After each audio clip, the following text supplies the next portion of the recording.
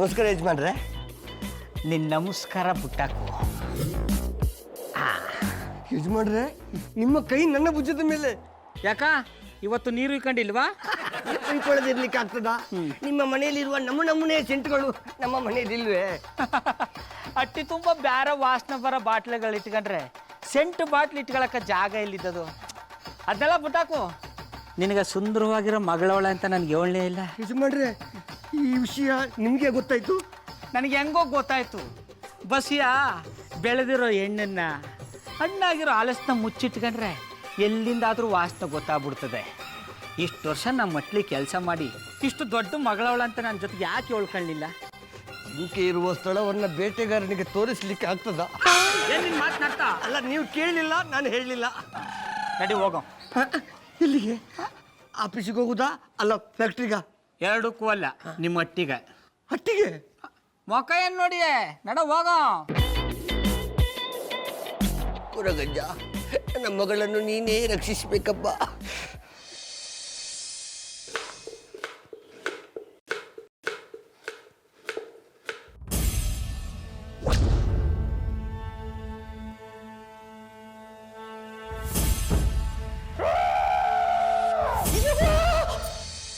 ಅಯ್ಯೋ, ನಿನ್ನ ಮದುವೆಯಾಗಿ ಮಕ್ಕಳಾಗ್ತದೆ ಇಷ್ಟೊತ್ತಿಗೆ ಇನ್ನ ಮಕ್ಕಳಾಟ ಬಿಟ್ಟಿಲ್ಲ ನೀನು. ಮಾಡ್ತೀನಿ ತಡಿ ನೀನು.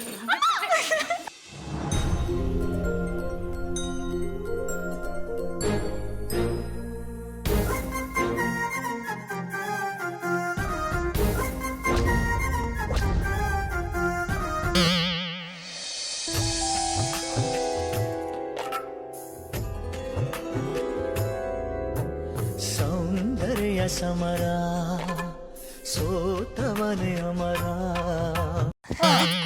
ಉಣತ್ತ ಕಟ್ಟ ಇವಳಿಗೆ ಹೋಗಿ ಹೋಗಿ ಈ ಜನಕ್ಕೆ ಡಿಕ್ಕಿ ಹೊಡಿಬೇಕಿತ್ತ. ರಾಧಾ, ಒಳಗೋಗಮ್ಮ. ಮನೆಗೆ ಬಂದವರಿದ್ರೆ ಹಾಗೆಲ್ಲ ತುಂಟಾಟ ಮಾಡಬಾರ್ದು. ಬಸಿಯ ಮಕ್ಕಳನ್ನ ಹಂಗೆಲ್ಲ ಬೈಬಾರ್ದು ಕಣಯ್ಯ. ಆಟ ಆಡೋದಕ್ಕೆ ವಯಸ್ಸು ಮುಖ್ಯ ಅಲ್ಲ, ಮನಸ್ಸು ಮುಖ್ಯ. ಆಯ್ತು ಯಜಮಾನ್ರೆ, ಜೋರು ಮಾಡೋದಿಲ್ಲ. ಪುಟ್ಟ ಒಳಗೋಗಮ್ಮ. ಕಿಲ ಕಿಲ ನಾ ಹೋಗ ಕಿಲ. ಏಯ್, ಹೇಳಿಲ್ಲ ಒಳಗೆ ಹೋಗಂತ.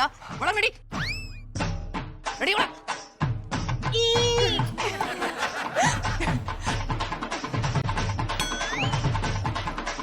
ಏನ್ರಿ ನಿಮ್ಮ ಸಾಹೇಬರು ಮನೆ ಕರ್ಕೊಂಡ್ ಬಂದಿರಿ?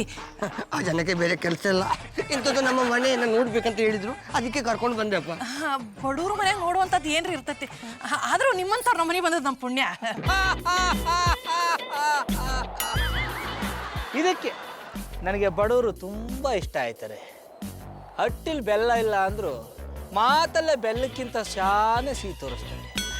ಇಲ್ಲ ಯಜಮಾನ್ರೆ, ನಮ್ಮ ಮನೆಯಲ್ಲಿ ಬೆಲ್ಲ ಉಂಟು, ಸಕ್ಕರೆ ಉಂಟು. ಅದನ್ನ ತಗೊಂಡು ಹೋಗಕ್ಕೆ ಬಂದಿರೋದು. ಬೆಲ್ಲ ತಗೊಂಡೋಗಕ್ಕ? ಅಂದ್ರೆ ನಿಮ್ಮ ಮನೆತನದ ಬಗ್ಗೆ ತಿಳ್ಕೊಳ್ಳವಂತ ಬಂದಿನಿ. ಏನು ಹಿಂಗೆ ನಿಂತ್ಕೊಂಡ್ಬಿಟ್ರಿ? ನಡೀರಿ, ಎಟ್ಟಿ ತೋರಿಸಿ. ಸಾಹೇಬ್ರೆ ಸಾಹೇಬ್ರೆ, ನಮ್ಮ ಮನೆ ಭಾಳ ಸಣ್ಣದ್ರಿ. ಏನೋ ನಮ್ಮ ಮಾವನ ಪುಣ್ಯಲಿಂದ ಮನೆಯಾಗಿದ್ದೀವ್ರಿ. ಇವ್ರು ದುಡಿಯೋದು ಊಟಕ್ಕೂ ಸಾಕಾಗುದಿಲ್ರಿ. ಎಂತ ಮಾಡುದು ಯಜಮಾನ್ರೆ, ಸಣ್ಣ ದುಡಿಮೆ ಸಣ್ಣ ಸಂಪಾದನೆ, ಅದಕ್ಕೆ ಮನೆ ಕೂಡ ಸಣ್ಣದಾಗಿ ಉಂಟು. ಒತ್ತು ಮುಳುಗೋ ಗಂಟೆ ದುಡ್ದುಬಿಟ್ಟು ಒತ್ತು ಮುಳುಗಾದ್ಮೇಲೆ ದುಡ್ದಿರೋದನ್ನೆಲ್ಲ ತಗೊಂಡೋಗಿ ಬಾರಕ್ಕೆ ಸುರಿತಾ ಇದ್ರೆ ಹಟ್ಟಿ ಚಿಕ್ಕದಾಗದೆ ದೊಡ್ಡದಾದ್ದ. ನಿಂಗೆ ಕುಡಿತಾ ಇದ್ರೆ ನಿನ್ನ ವಯಸ್ಸು ಕಮ್ಮಿ ಆಯ್ತದೆ. ಯಜಮಾನ್ರೆ, ಎಂತ ಮಾತಾಡ್ತೀನಿ ಮಾರ್ರೆ, ನಾನು ಎಲ್ಲಿ ಕುಡಿತೇನೆ, ಬರೀ ಮೂಸುದಷ್ಟೇ ಅಲ್ವಾ, ಅಷ್ಟಕ್ಕೆ ಸೈತಾಗಿ ಬಿಡ್ತೇನೆ. ಮೂಸಕ್ಕಾದ್ರೂ ದುಡ್ಡು ಬೇಕೇ ಬೇಕಲ್ವಾ? ನಾನು ಈಗ ನಿಮ್ಮ ಮಟ್ಟಿಗೆ ಯಾಕೆ ಬಂದಿನಪ್ಪ ಅಂದ್ರೆ ನಿಮ್ಮ ಮಗಳು ನೋಡವಂತ. ಅಂದ್ರೆ ನಿಮ್ಮ ಮಗ ಮದುವೆ ವಯಸ್ಸಿಗೆ ಬಂದಿರೋದು ಗೊತ್ತಾಯ್ತು, ಅದಕ್ಕೆ ಅವಳ ನಮ್ಮ ಮಟ್ಟಿಗೆ ತುಂಬಿಸ್ಕೊಳ್ಳೋವಂತ ಕೇಳ್ಕೊಳಕ್ ಬಂದಿನಿ. ಆದ್ರ ನಮ್ಮ ಮಗಳನ್ನ ನಿಮ್ಮ ಮನೆ ಸಸಿ ಮಾಡ್ಕೋಬೇಕಂತೀರಿ, ನಗ ಚಟಕಿ ಮಾಡಾಕತ್ತೀರಿಲ್ಲ ನೀವು?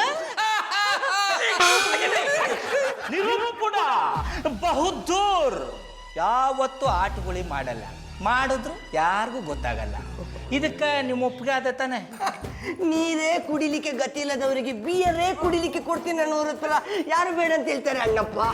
ಆದ್ರೂ ನನ್ನ ಮಗಳ ಹತ್ರ ಒಂದು ಮಾತು ಕೇಳಿ ಹೇಳ್ತೇನೆ ಕದಪ್ಪ. ಕೇಳಿ ಹೇಳು, ಆದ್ರೆ ಉತ್ತರ ಪಾಸಿಟಿವ್ ಆಗಿ ಬರಲಿ. ಕಾಯ್ತಾ ಇರ್ತೀನಿ. ಎಲ್ಲ ಒಂದ್ಸತ ನಿನ್ನ ಮಗಳನ್ನ ಕರಿ. ಮೊದಲನೇ ಸತ ಬಂದಾಗ ಹಂಗೆ ಹೋಗ್ಬಾರ್ದು, ಕರಿಯಪ್ಪ.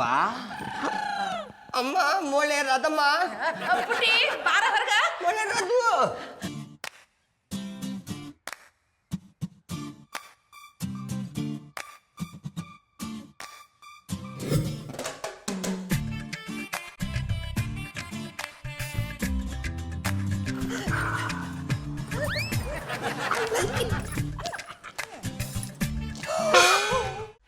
ಹೊರಗೆ ತೆಗಿತೀನಿ. ಸರ್ ಏನ್ ಹೇಳ್ತಿದ್ದೀರಾ?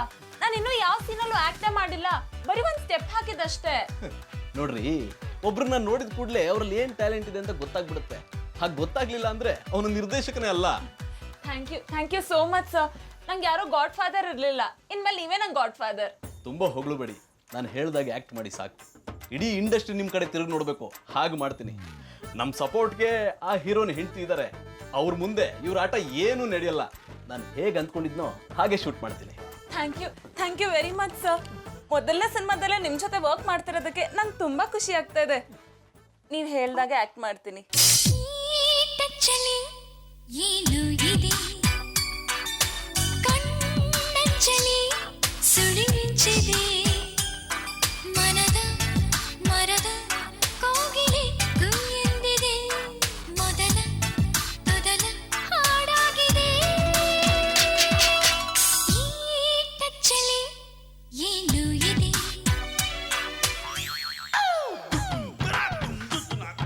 ಏನ್ರಿ ನರಹರಿ, ಇಷ್ಟು ದಿನ ನನ್ನ ಇಂಟರ್ವ್ಯೂ ತಗೊಳ್ಳಲ್ಲ ಅಂತ ಹೇಳ್ತಾ ಇದ್ರಿ, ಈಗ ಹುಡ್ಕೊಂಬಂದು ತಗೋತಾ ಇದ್ದೀರಾ? ಯಾಕೆ ಯಾವುದು ಸೆನ್ಸೇಷನ್ ನ್ಯೂಸ್ ಸಿಗ್ಲಿಲ್ವಾ? ಸರ್, ನಾನು ಇಂಟರ್ವ್ಯೂ ಮಾಡಕ್ ಬಂದಿರೋದು ನಿಮ್ನಲ್ಲ, ನಿಮ್ಮ ಹೆಂಡತಿ ಅವ್ರನ್ನ.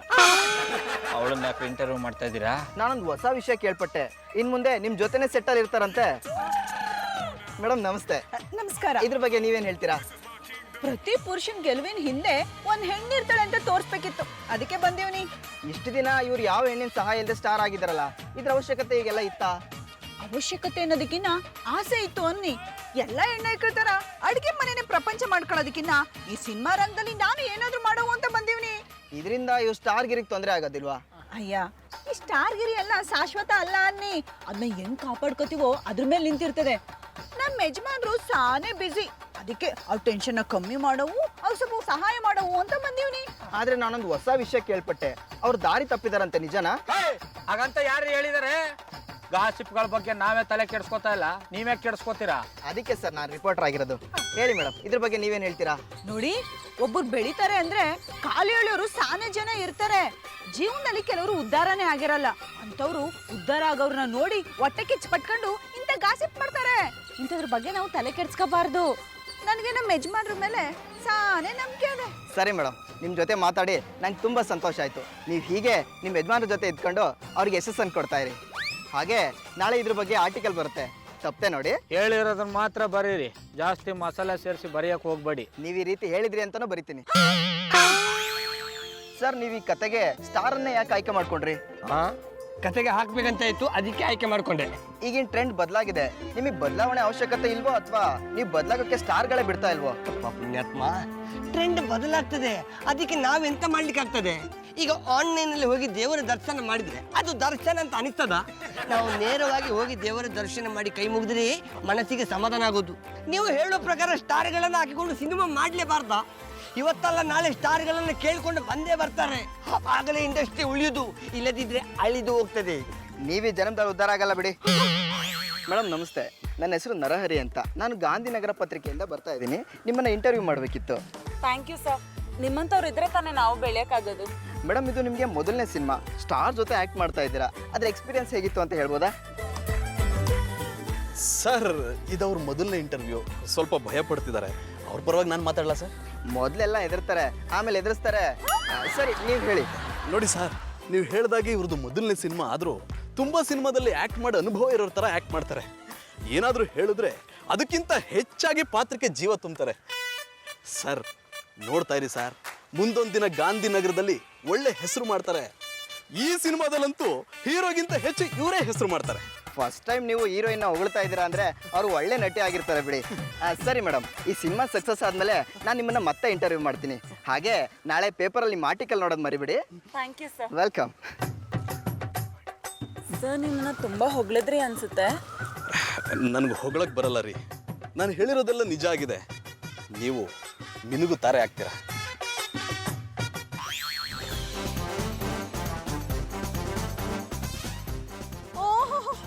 ಒಬ್ರು ನಿಂತ್ಕೊಂಡು ಏನು ಯೋಚನೆ ಮಾಡ್ತಾ ಇದ್ದೀರೋ? ಏನು ಇಲ್ಲ ಕಂಬಿಡು, ಹಿಂಗ್ ಮಾಡ್ತಾರ ಪಾತ್ರ ಬಿಟ್ಟು ಬೇರೆ ಏನಾರು ಮಾಡಾವಂತ ಯೋಚನೆ ಮಾಡ್ತಾವನಿ. ಯಾಕ ಲಾಂಗು ಮಚ್ಚು ಹುಡುಗಿಯರೆಲ್ಲ ಬೇಜಾರಾಗ್ಬಿಟ್ರ?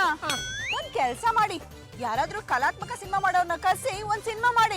ಆಗ ಕರ್ನಾಟಕದಲ್ಲಿ ಅಷ್ಟೇ ಅಲ್ಲ, ಇಡೀ ದೇಶದಲ್ಲೇ ಫೇಮಸ್ ಆಯ್ತಿದ್ದೀರಿ. ಅಯ್ಯ ಸುಮ್ನಿರಮ್ಮೆ, ನಾನು ಬಾಹುಬಲಿ ತರ ಸಿನಿಮಾ ಮಾಡ್ಬೇಕು ಅನ್ಕೊಂಡ್ರೆ ಅದ್ಯಾವ್ದೋ ಸಿನಿಮಾ ಮಾಡಿ ಅಂತಾಳೆ. ಮೊದ್ಲು ಒಪ್ಕೊಂಡಿರೋ ಸಿನಿಮಾ ಮುಗಿಸಿ ಆಮೇಲೆ ಬಾಹುಬಲಿ ಅಂತ ಸಿನಿಮಾ ಮಾಡೋರು. ಬೆನ್ನಿಂದ ಬಗನಿಗೆ ಊಟ ಬಿದ್ದದೆ. ಇಂಥ ಟೈಮ್ಲಿ ಇಂಗ್ಲಿಷ್ ಕರೆಕ್ಷನ್ ಬೇಕಿತ್ತ? ಮೊದಲು ಬಜರಂಗ್ ಇನ್ಸ್ಪೆಕ್ಟರ್ ಎಲ್ಲಿಗೆ ಹೋದ್ರು ಅಂತ ಹುಡುಕಿ. ಇನ್ನೆಲ್ಲಿರ್ತಾನೆ? ನನ್ನ ಸೊಸೆ ಹೇಳ್ದಂಗೆ ಆ ಹೆಂಗಸನ್ನು ಹೊತ್ಕೊಂಡು ಹೋಗಿರ್ಬೇಕು. ನಾವು ಸುಮ್ಮನೆ ಇರಬಾರ್ದು. ಈಗಲೇ ಪೊಲೀಸ್ನವ್ರು ಹೇಳಿ ಈ ಮನೆನ ಸೀಸ್ ಮಾಡಿಸ್ಬೇಕು. ಆಗ್ಲೇ ಈ ಮನೆ ರಹಸ್ಯ ಏನು ಅಂತ ನಮ್ಗೆಲ್ಲ ಗೊತ್ತಾಗೋದು. ಜೊತೆಗೆ ನಿಮ್ಮ ರಹಸ್ಯನೂ ಗೊತ್ತಾಯ್ತದೆ.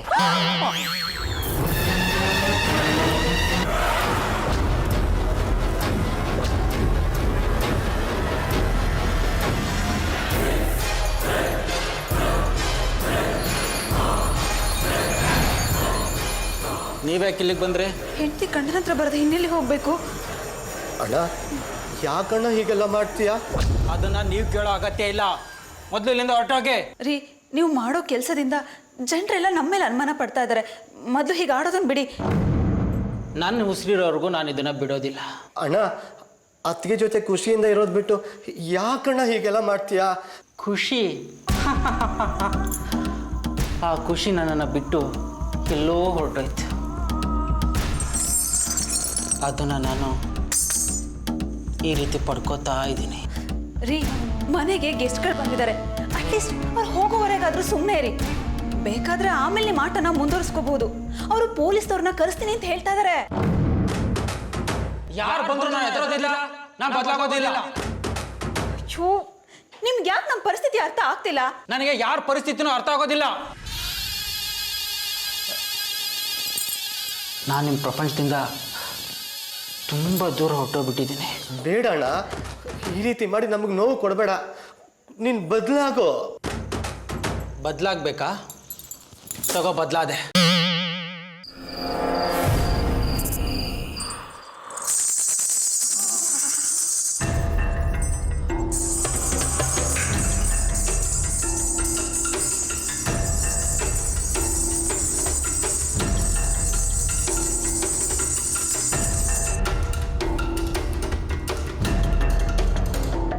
ದಿನೇ ದಿನೇ ಇವರು ತುಂಬಾನೇ ಬದಲಾಗ್ತಾ ಇದ್ದಾರೆ. ಹೀಗೆ ಬದಲಾದ್ರೆ ಖಂಡಿತವಾಗ್ಲೂ ಇವ್ರು ನಮ್ಮ ಕೈಗೆ ಸಿಗೋದಿಲ್ಲ. ನನ್ನ ಬದಲಾವಣೆ ಮೈಯೆಲ್ಲ ನಡ್ಕೊ ಹುಟ್ಟಿದೆ ಅತ್ತಿಗೆ. ಇವ್ರು ಮೊದಲು ಹೇಗಿರ್ಲಿಲ್ಲ, ಎಷ್ಟು ಚೆನ್ನಾಗಿ ನಗ್ನಾಗ್ತಾ ಇದ್ರು. ಆದ್ರೆ ಅವತ್ತೊಂದಿನ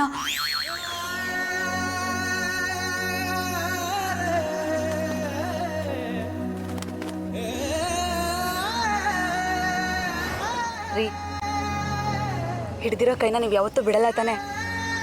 ಚಿತ್ರ, ನಾನು ನಿನ್ನನ್ನು ಮದುವೆ ಆಗಿರೋದು ಹಿಡ್ದಿರೋ ಕೈನ ಬಿಡೋದಿಕ್ಕಲ್ಲ. ಜೀವನ ಪೂರ್ತಿ ನಿನ್ನ ಜೊತೆ ಆಗಿರ್ತೀನಿ. ನಿನ್ನನ್ನು ಬಿಟ್ಟು ನಾನು ಬದುಕಿರ್ತೀನಿ ಅಂದ್ಕೊಂಡ್ಯಾ? ಮತ್ತು ರಾಮು ಹೇಳ್ತಾ ಇದ್ದ ನೀವು ಒಂಟಿಯಾಗಿರೋದಕ್ಕೆ ಇಷ್ಟಪಡ್ತೀರಾ ಅಂತ. ಓ, ಆಗಲೇ ಅದಕ್ಕೆ ಹತ್ರ ನನ್ನ ವಿಷಯ ಎಲ್ಲ ಹೇಳ್ಬಿಟ್ಟಿದ್ದಾನಾ? ಇನ್ನೂ ಏನೇನು ಹೇಳ್ದ? ಬೇರೆ ಏನೂ ಹೇಳಿಲ್ಲ. ಅವ್ರನ್ನ ಯಾವಾಗಲೂ ಒಂಟಿಯಾಗಿರೋದಕ್ಕೆ ಬಿಡಬೇಡಿ, ಜೊತೆಲೇ ಇರಿ ಅಂತ ಹೇಳಿದ್ರು. ಇಷ್ಟು ದಿನ ನೀನು ಇರಲಿವಲ್ಲ, ಅದಕ್ಕೆ ಒಂಟಿಯಾಗಿದ್ದೆ. ಈಗ ನೀನು ನನ್ನ ಜೊತೆಯಾಗಿದ್ಯಾ, ನಾನು ಯಾಕೆ ಒಂಟಿಯಾಗಿರಲಿ? ನಿನ್ನ ಮಡ್ಲಲ್ಲಿ ನಾನು ಮಗುವಾಗಿರ್ತೀನಿ. ನನಗೆ ತಾಯಿ ಪ್ರೀತಿ ಕೊಡ್ತೀಯಾ? ಖಂಡಿತ ಕೊಡ್ತೀನಿ. ಟೈಮ್ ಆಯ್ತು, ಮನೆಗೆ ಹೊರಡೋಣವಾ? ರಾಮು ಕಾಯ್ತಾ ಇದ್ದಾನೆ.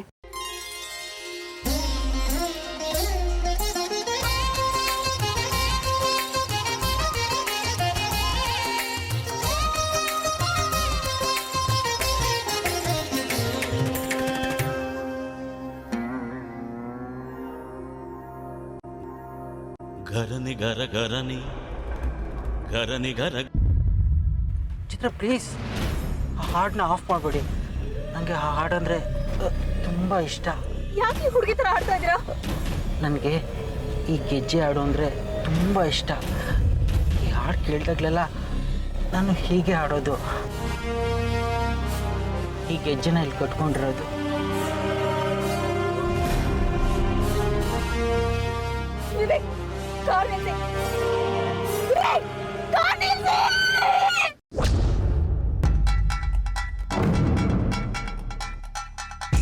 ನಿಮ್ಗೆ ಈ ಥರದೊಂದು ಹುಚ್ಚಿದೆ ಅಂತ ಯಾಕೆ ನನಗೆ ಮೊದಲೇ ಹೇಳಿಲ್ಲ? ಇದು ಹುಚ್ಚಲ್ಲ ಚಿತ್ರ, ನನ್ನ ಕಲೆ. ಗಂಡಸು ಗಂಡಸ ಥರ ಆಡಬೇಕು, ಈ ಥರ ಎಲ್ಲ ಆಡಬಾರ್ದು. ನನಗೆ ಇಷ್ಟ ಆಗೋದಿಲ್ಲ. ಇದೇನು ಚಿತ್ರ ಹೀಗೆಲ್ಲ ಮಾತಾಡ್ತಾ ಇದ್ಯಾ? ಸ್ವಲ್ಪ ಹೊತ್ತಿಗೆ ಮುಂಚೆ ತಾಯಿ ಪ್ರೀತಿ ಕೊಡ್ತೀನಿ ಅಂದವಳು ಈಗ ಕೋಪ ಮಾಡ್ಕೋತಾ ಇದ್ಯಾ? ನೀವು ಮಗು ಥರ ಆಡಿದಿದ್ರೆ ನನ್ನ ತಾಯಿ ಪ್ರೀತಿ ಕೊಡ್ತಾ ಇದ್ದೆ. ಆದ್ರೆ ಹೆಂಗ್ಸ್ ಥರ ಆಡ್ತಾ ಇದ್ದೀನಿ ಅಂತ ಬೇಜಾರಾಗ್ತಾ ಇದೆಯಾ? ನಾನೇನು ಮಾಡಲಿ? ಈ ಗೆಜ್ಜೆ ಹಾಡು ಕೇಳಿದ ತಕ್ಷಣ ನನಗೆ ಗೊತ್ತಿಲ್ಲದೆ ನಾನು ಬದಲಾಗ್ಬಿಡ್ತೀನಿ. ಈ ಗೆಜ್ಜೆಯಿಂದ ತಾನೇ ನೀವು ಈ ಥರ ಎಲ್ಲ ಆಡ್ತಾ ಇರೋದು. ಈ ಗೆಜ್ಜೆನೇ ಇಲ್ಲ ಹೋದ್ರೆ ಪ್ಲೀಸ್ ಚಿತ್ರ, ಪ್ಲೀಸ್ ಬಿಡಿ ವಿವೇಕ್. ಪ್ಲೀಸ್ ಬಿಡಿ ವಿವೇಕ್. ನನ್ನ ಮಾತು ಕೇಳಿ. ಮಮ್ಮಿ, ಅಮ್ಮ, ಅಮ್ಮ. ನಿನ್ನ ಆಸೆಗಳಿಗೆ ಶ್ರದ್ಧಾಂಜಲಿ ಇಡಬೇಕಾಗುತ್ತದೆ. ಚಂದ್ರಾವರೇ, ನೀವು ಪದೇ ಪದೇ ನನ್ನನ್ನು ಭೇಟಿಯಾಗುತ್ತಿದ್ದರೆ ತಪ್ಪಾಗುತ್ತದೆ. ಯಾರಾದರೂ ನೋಡಿದರೆ ಎಡವಟ್ಟಾಗುತ್ತದೆ. ಚಿಂತಿಸಬೇಡಿ, ಯಾರೂ ಇಲ್ಲದನ್ನು ನೋಡಿಯೇ ನಾನು ಇಲ್ಲಿಗೆ ಬಂದಿದ್ದು. ಈಗ ಬಂದಿದ್ದು ಏಕೆ? ನಾನು ಇಲ್ಲಿಗೆ ಬಂದದ್ದು ನಿಮಗೆ ಇಷ್ಟವಾಗಲಿಲ್ಲವೇ? ನನ್ನೊಡನೆ ಮಾತನಾಡಲು ನಿಮಗೆ ಆಸೆ ಇಲ್ಲವೇ? ಚೆ ಹಾಗೇನಿಲ್ಲ. 24 ಗಂಟೆನೂ ನಿಮ್ಮ ಜೊತೆನೇ ಇರಬೇಕು ಅನ್ನೋದು ಆಸೆ. ಆದರೆ ಅದು ಈಗಲ್ಲ, ಎಲ್ಲರೂ ಒಪ್ಪಿ ನಮ್ಮ ಮದುವೆ ಆದ ಮೇಲೆ. ಆ ಸಮಯ ಈಗ ಬಂದಿದೆ ಎಂದುಕೊಳ್ಳಿ. ನಾನು ಈಗ ಇಲ್ಲಿಗೆ ಬಂದದ್ದು ನಿಮಗೆ ಆ ಬುದ್ಧಿವಾನನ ಬಗ್ಗೆ ಮನವರಿಕೆ ಮಾಡಲು. ನೋಡಿ, ನೀವು ಹೇಳಿದ ಕೂಡಲೇ ನನ್ನ ಜೊತೆ ಹೇಗೆ ಮಾತನಾಡಿದ. ಸ್ವಲ್ಪವೂ ಸ್ವಂತ ಬುದ್ಧಿ ಎಂಬುದೇ ಇಲ್ಲ.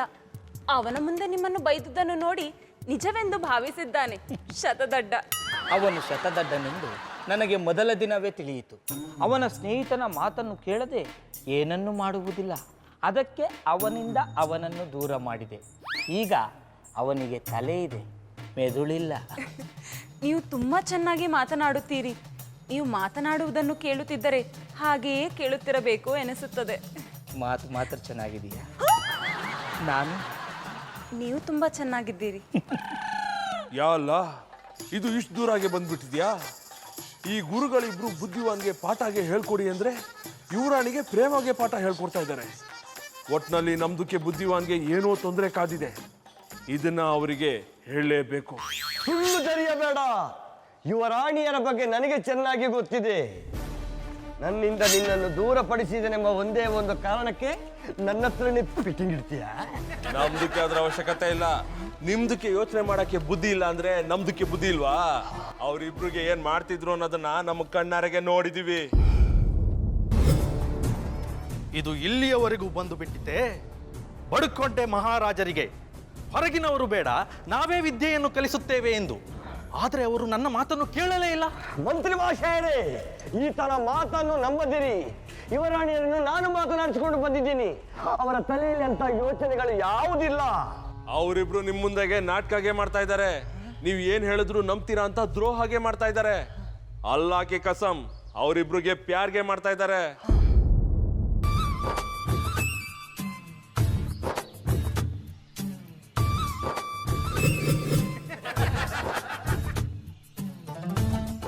ಬರೀ ಪ್ಯಾರ್ಗೆ ಅಷ್ಟೇ ಅಲ್ಲ, ಶಾದಿಗೇನು ಮಾಡ್ತಾರೆ.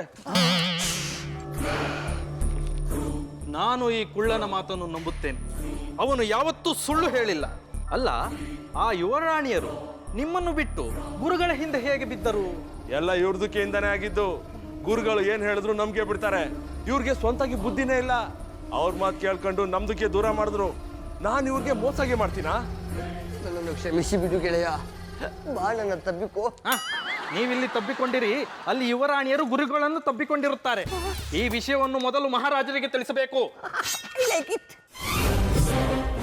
ನೋಡಿದಿರಾ ಮಹಾಪ್ರಭು, ಇವರು ನಿಮಗೆ ನಂಬಿಕೆ ದ್ರೋಹ ಮಾಡಿದ್ದಾರೆ. ಇವರನ್ನು ಸುಮ್ಮನೆ ಬಿಡಬೇಡಿ, ಕಠಿಣ ಶಿಕ್ಷೆ ಕೊಡಿ. ನಮಗೂ ಮಾತಾಡೋಕೆ ಸ್ವಲ್ಪ ಅವಕಾಶ ಕೊಡಿ.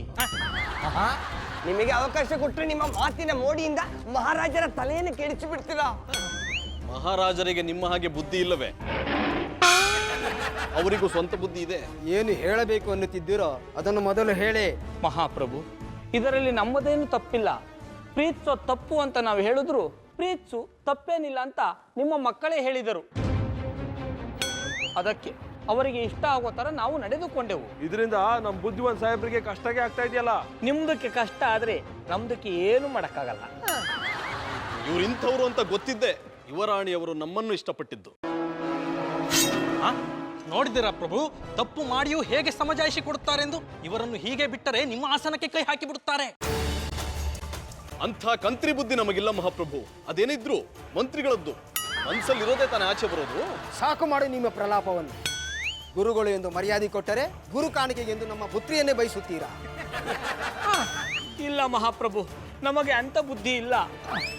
ಇವರ ಮಾತನ್ನು ನಂಬಬೇಡಿ ಮಾವಾಜಿ. ಇವರು ಮಾಡಿರುವ ತಪ್ಪಿಗೆ ಇವರನ್ನು ಎಲಿಫೆಂಟಿನ ಕಾಲಿನಿಂದ ತುಳಿಸಿ ಇವರ ಡೆಡ್ ಬಾಡಿಯನ್ನು ಊರಿನಿಂದ ಆಚೆ ಎತ್ತಿರಿ. ಗುರುಗಳು ಎಂದು ಗೌರವ ಕೊಡುತ್ತಿದ್ದೇನೆ, ಹಾಗಾಗಿ ನಿಮ್ಮನ್ನು ಈ ರಾಜ್ಯದಿಂದ ಗಡೀಪಾರು ಮಾಡುತ್ತಿದ್ದೇನೆ. ಒಂದು ವೇಳೆ ಈ ರಾಜ್ಯದಲ್ಲಿ ಕಾಣಿಸಿದ್ದೀ ಆದರೆ ನಿಮ್ಮನ್ನು ಆಲೆಯ ಕಾಲಿನಿಂದ ತುಳಿಸುತ್ತೇನೆ.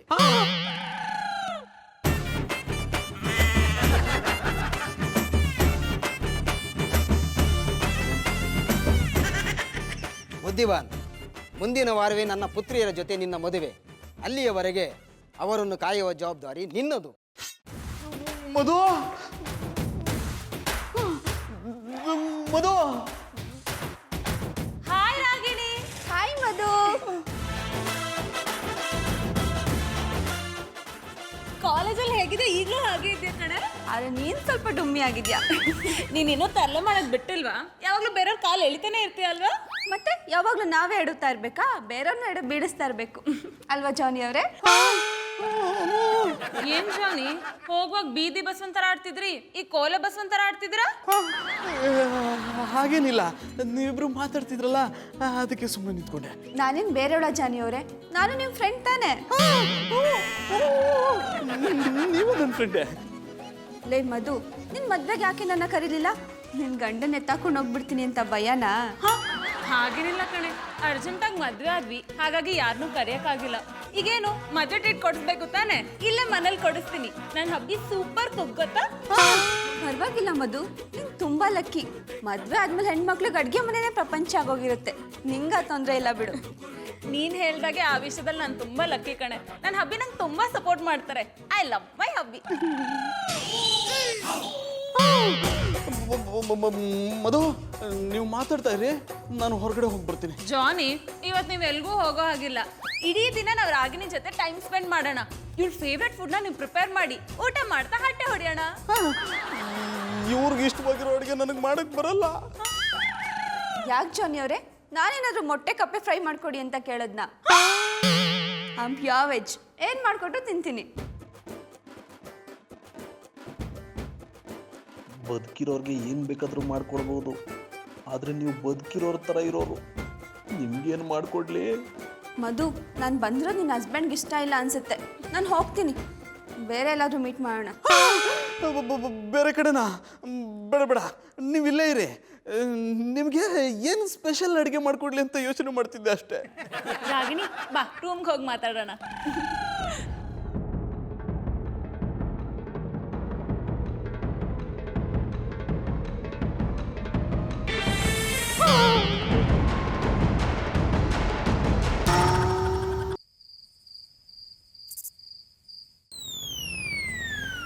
ಜಾನಿ, ಇಲ್ಲಿ ಯಾಕೆ ಬಂದು ಕೂತಿದ್ದೀರಾ?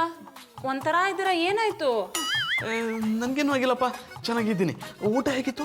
ತುಂಬಾ ಚೆನ್ನಾಗಿತ್ತು ಜಾನಿ. ಅದ್ರಲ್ಲೂ ರಾಗಿಣಿ ಅಂತೂ ತುಂಬಾ ಎಂಜಾಯ್ ಮಾಡಿದ್ಲು. ಇಂಥ ರುಚಿ ತಿಂದೇ ಇಲ್ಲ ಅಂತ ಹೇಳ್ತಿದ್ಲು. ಅವಳೆಲ್ಲ ಊಟ ಮಾಡಿರ್ತಾಳೆ ಬಿಡು. ಯಾಕೇನೇನೋ ಮಾತಾಡ್ತಿದ್ದೀರಾ? ಈಗಷ್ಟು ನಮ್ಮ ಜೊತೆ ಕುತ್ಕೊಂಡು ಊಟ ಮಾಡಿದ್ಲು ತಾನೆ? ಅವಳು ಇಂಥ ಅಡುಗೆ ತಿಂದಿರ್ಲಿಕ್ಕಿಲ್ಲ ಬಿಡು ಅಂದೆ. ಜಾನಿ, ನೀವು ತುಂಬಾ ಒಕ್ಟೊಕ್ಟಾಗಿ ಮಾತಾಡ್ತಿದ್ದೀರಾ. ಅವಳು ಬಂದ್ರೆ ನಿಮಗೆ ಇಷ್ಟ ಇಲ್ವಾ? ಬದುಕಿರೋರು ಬಂದಿದ್ರೆ ಇಷ್ಟಪಡ್ಬೋದಾಗಿತ್ತು, ಸತ್ತಿರೋರು ಬಂದ್ರೆ ಹೇಗೆ ಇಷ್ಟಪಡೋದು? ಒಬ್ಬೊಬ್ರೆ ಮಾತಾಡ್ಕೊಂಡ್ರೆ ನನ್ಗೆ ಏನ್ ಅರ್ಥ ಆಗುತ್ತೆ? ಸ್ವಲ್ಪ ಜೋರಾಗಿ ಹೇಳಿ. ಮಧು, ಎಲ್ಲ ಹೇಳ್ಬಿಡ್ತೀನಿ. ನಿನ್ನನ್ನು ಕಾಪಾಡ್ಬೇಕಾದ್ದು ನನ್ನ ಕರ್ತವ್ಯ. ಕಾಪಾಡ್ಬೇಕಾಗಿರೋದ? ಏನೆಲ್ಲ ಹೇಳಿ ನಂಗೆ ಭಯ ಪಡಿಸ್ಬೇಡಿ. ಅದೇನಿದ್ರು ನೇರವಾಗಿ ಹೇಳಿ. ನಿನ್ನ ಫ್ರೆಂಡ್ ಬಗ್ಗೆ ಒಂದು ಮುಖ್ಯವಾದ ವಿಷಯ ಹೇಳಬೇಕು. ಅದು ಮಧು, ಸಾರಿ ನಿಮಗೆ ಡಿಸ್ಟರ್ಬ್ ಮಾಡಿದೆ ಅನ್ಸುತ್ತೆ. ಜರ್ನಿ ಮಾಡಿ ತುಂಬಾ ತಲೆನೋವ್ತಿದೆ. ಮಾತ್ರೆ ಇದ್ರೆ ಕೊಡ್ತೀಯಾ? ಮಾತ್ರೆ ಮೇಲ್ಗಡೆ ರೂಮಲ್ಲಿದೆ, ಒಂದ್ ನಿಮಿಷ ತಂದು ಕೊಡ್ತೀನಿ. ಮಧು, ನಾನೋಗಿ ತಗೊಂಡ್ಬರ್ತೀನಿ, ನೀವಿಬ್ರು ಮಾತಾಡ್ತಾ ಇರಿ. ಬೇಡ ಜಾನಿ, ನೀವಿಬ್ರು ಮಾತಾಡ್ತೀರಿ, ನಾ ಹೋಗಿ ತಗೊಂಡ್ಬರ್ತೀನಿ. ಅಯ್ಯೋ ಮಧು. ಜಾನಿ ಅವರೇ, ನಾನು ಆಗ್ಲೇ ಹೇಳಿದ್ದೆ ತಾನೆ, ನನ್ನ ನಾಗಿಣಿ ಅನ್ನೋ ವಿಷಯನ ಮಧುರಾಗಿ ಹೇಳ್ಬೇಡಿ ಅಂತ. ಯಾಕೆ ಹೇಳಿದ್ರಿ? ಇಲ್ಲ, ನಾನೇನು ಹೇಳಿಲ್ಲ. ನೀವೇನೇ ಮಾತಾಡಿದ್ರು ನಂಗೆಲ್ಲ ಗೊತ್ತಾಗುತ್ತೆ.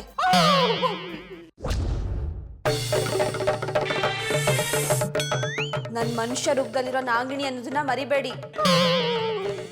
ಈ ಭಯ ಹೀಗೆ ಇರ್ಲಿ, ಇಲ್ಲ ಅಂದ್ರೆ ಕೆಂಪುಗಿರೋ ನಿಮ್ ದೇಹ ನೀಲಿ ಆಗ್ಬಿಡುತ್ತೆ. ರಾಗಿಣಿ, ಟ್ಯಾಬ್ಲೆಟ್ ತಗೋ. Thank you. Good night. Good night. Johnny, ಆಗ್ಲೇ ಏನೋ ಹೇಳ್ಬೇಕಂತ ಇದ್ರಲ್ಲ, ಏನದು? ಏನಿಲ್ಲ, ನಾನೇನು ಹೇಳಲ್ಲ, ನನಗೇನು ಗೊತ್ತಿಲ್ಲ.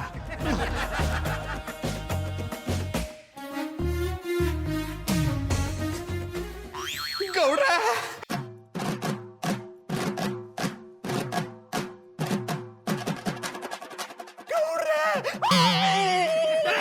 ಕಣ್ಬಿಡಿ.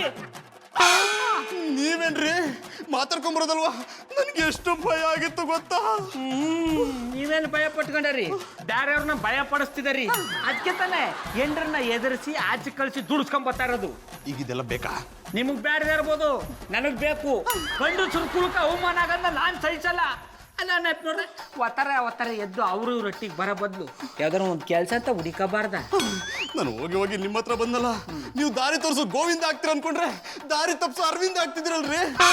ಈಗ ಅಂಥದ್ದೇನಾಯ್ತು ಗೊತ್ತಾಯ್ತು ಬಿಡಿ. ಯಾರ್ತವ ಸಾಲ ಇಸ್ಕೊಂಡಿರ್ತದರಿ, ಅವರು ನಿಮ್ಮನ್ನ ಅಟ್ಟಿಸ್ಕೊಂಡ್ ಬಂದಿರ್ತಾರೆ. ಅದಕ್ಕೆ ನೀವು ನಂತವ್ ಸಾಲ ಕೇಳಕ್ಕಂತ ಬಂದಿರ್ತದರಿ. ನಾನು ನಿಮ್ಗೆ ಒಂದು ನಯ ಪೈಸಾ ಕಾಸು ಕೊಡ